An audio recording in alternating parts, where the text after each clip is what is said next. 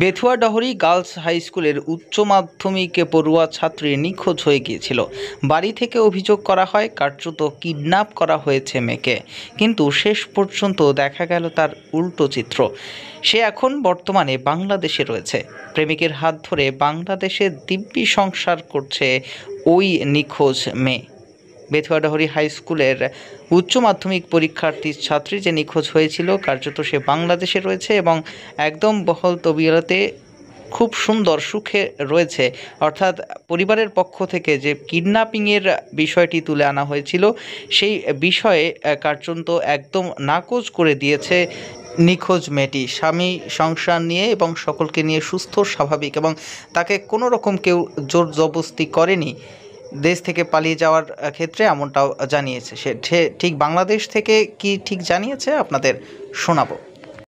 Hello, আমি কি তোমার সাথে কিছু কথা বলতে পারি? হ্যাঁ বলুন। বলবো? হ্যাঁ বলুন। তোমার নাম কি? আমার নাম রুমকি দাস। তোমার বাবার নাম? বাবার নাম নেপাল দাস। বাসা কোথায় তোমার? তোমার বাড়ি কোথায়? বাড়ি হলো বেথুয়াডহরি খিদিরপুর দাসপাড়া। তোমার বয়স? বয়স হলো 18 বছর 2 মাস। কোন ক্লাসে পড়ো? আমি 12-এ। ও, তা তুমি যে বাংলাদেশে চলে আসলা, তোমাকে কেউ কি সাহায্য করেছে? না, আমাকে কেউ কোনো সাহায্য করেনি, আমি নিজের ইচ্ছায় এসেছি। ও, নিজের ইচ্ছা এসেছো?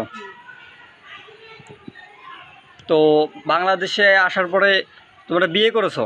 হ্যাঁ। বিয়ে করার পর তোমার সংসার কেমন চলতেছে? ভালো। কোনো সমস্যা? না, কোনো সমস্যা উপরে মানে কেউ কোনো বাজে কথা বলেছে বা কোনো খারাপভাবে ব্যবহার করেছে? না। না। সব কিছু ঠিক আছে? হ্যাঁ। তো তোমার বাবা ওইখান থেকে তো মিডিয়া, থানা, পুলিশ অনেক কিছু করতেছে, তুমি এরপরে কি বলতে চাও?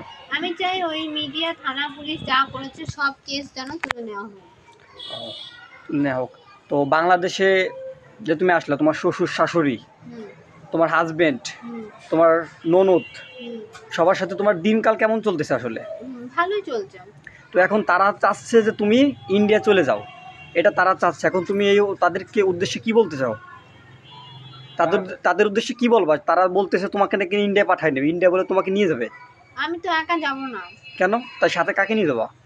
সাথে আমার শ্বশুর বাড়ির সবাইকে নিয়ে যাব। শ্বশুরবাড়ির সবাইকে নিয়ে যাবা? তারা যদি বলে যে না তোমার একা নিয়ে যাবে, তাহলে তুমি কি করবা? না, আমি একা যাব না। একা যাবা না?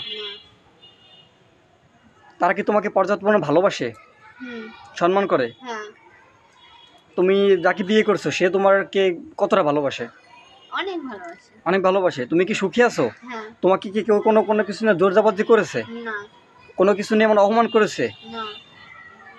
কেউ কি মানে অজস্রভাবে কেউ কোনো সময় তোমার সাথে খারাপ ব্যবহার করেছে? না, আমার সাথে কেউ কোনো খারাপ ব্যবহার করেনি। ও, তো তোমার কি বাবা মার সাথে কথা হয়? বোন, আত্মীয় স্বজন, পিসি সবার সাথে কথা হয়? হ্যাঁ, সবার সাথে কথা হয়। তো সবার সাথে কথা বলার পরে যে তোমার বাবা যে মিডিয়া এদিক ওদিক করতেছে, পরে আবার ভারতের হাই কমিশনারের সাথে যোগাযোগ করতেছে যে তোমাকে বাংলাদেশ থেকে ফিরিয়ে নেওয়ার জন্য যে অনেক চেষ্টা করতেছে, এটার উদ্দেশ্যে তুমি কি কিছু বলতে চাও? আমি চাই আমার বাবা যেন ওইসব কেস টেস, পুলিশ, মিডিয়া সব কিছু যেন তুলে নেয়। আচ্ছা, তো এখন তারা যদি তোমার হাজবেন্ডকে মানে অর্থাৎ তোমার স্বামীকে যদি না মেনে নেয়, তাহলে তুমি কি করবা? না, ওনারা বলেছে নাকি মেনে নেবে। তো যখন মেনে নেবে, তাহলে এদিক ওদিক কেন ছড়াচ্ছে জিনিসটা একে বলতেছে ওকে বলতেছে, এর কারণে তো এখানে তো অনেক পরিমাণ সমস্যা হচ্ছে। এখানে তুমি তো নিজের নামও বদল করে রয়েছে, এটা কেন করবা? তোমার বাবা কি জিনিসটা বুঝতেছে না? হ্যাঁ, বোঝার পরেও তাও করছে, কিন্তু আমি তো আমার বাবাকে রোজ বলছি যাতে মিডিয়া টিডিয়া না করে। তো বাবা তো আমাকে বললো যে না, আমি একবারই করেছি, তো ওরাও ছড়াচ্ছে, মিডিয়ার লোকজন ছড়াচ্ছে নাকি। ও, যাক, তোমার বাংলাদেশে এখন কোনো সমস্যা তো নাই? না, আমার কোনো সমস্যা নেই। মানে টোটাল কথা মানে ভালো আছে অনেক পরিমাণ, তাই তো? কোনো সমস্যা নাই, এদিক ওদিক দিয়ে কোনো সমস্যা নাই? না, কোনো সমস্যা নেই। ভালো আছো, খুশি আছো, তাই তো? হ্যাঁ। হাতে দেখি শাখা। এই যে শাখা।